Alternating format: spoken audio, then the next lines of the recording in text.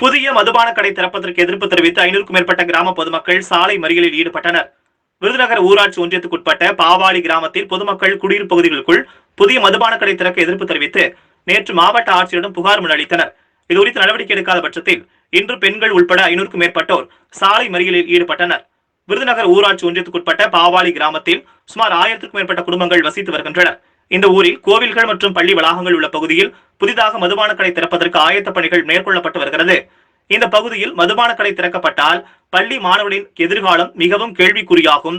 அவர்களின் நல்லொழுக்கம் பாதிக்கப்படும்.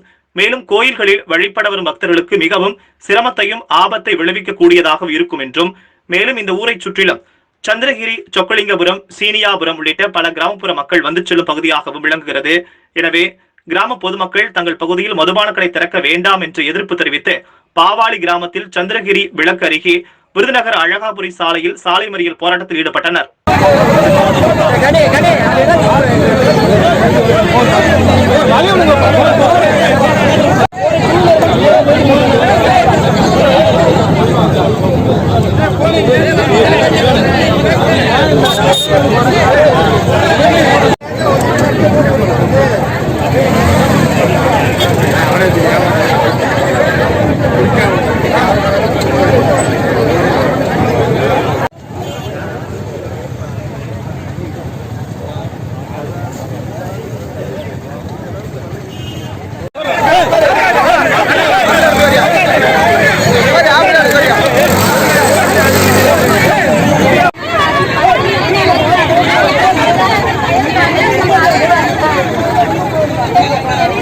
நேரம் நீங்க பண்ணது தமிழ்நாடு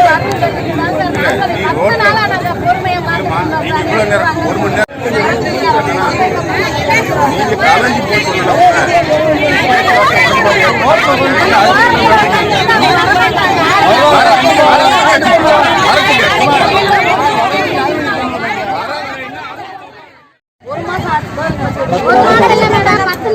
மூணாவது நாள்ல இருந்து லெட்டர் அனுப்புறது, கலெக்டர் ஆஃபீஸ் வர்றது, எல்லா இடத்துல போய் லெட்டர் கொடுத்துட்டு இப்படி வந்து மறியல் பண்ண, ஆனா எந்த நடவடிக்கையும் எடுக்கலாம். இந்த கடை எடுத்தா நாங்க கிளம்பிடுறோம். இப்போ இது வந்து கலெக்டர் ஆர்டர் போட்ட ஒரு கையெழுத்து போட்ட ஒரு ஆர்டர் காப்பி அவருக்கு இருக்குது.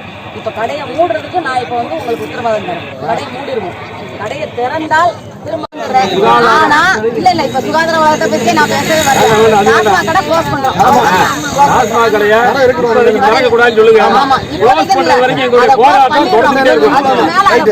திறக்க மாட்டாங்க, அவ்வளவுதான்.